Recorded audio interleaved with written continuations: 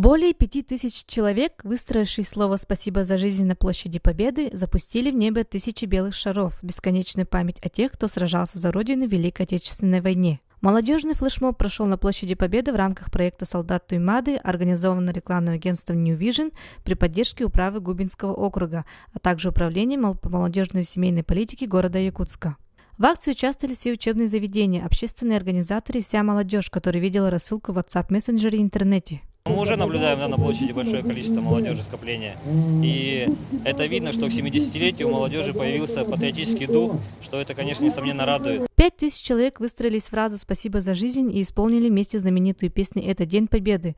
Затем голубое небо столицы республики взмыли тысячи белых шаров. Почему шарики, они белые? Это как символ благодарности, символ свободы и символ бесконечной памяти тем, кто сражался за нашу Родину. Под эгидой проекта «Солдат Туймады» в апреле также был проведен конкурс стихов о победе и героях.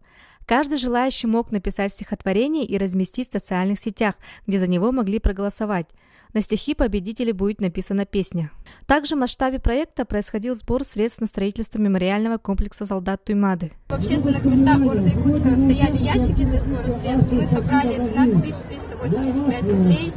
Сегодня мы торжественно будем передавать их в фонд Победы. Вечная память и благодарность тем, кто подарил прекрасное небо над головой, и счастливое будущее будет в сердцах каждого жителя нашей республики.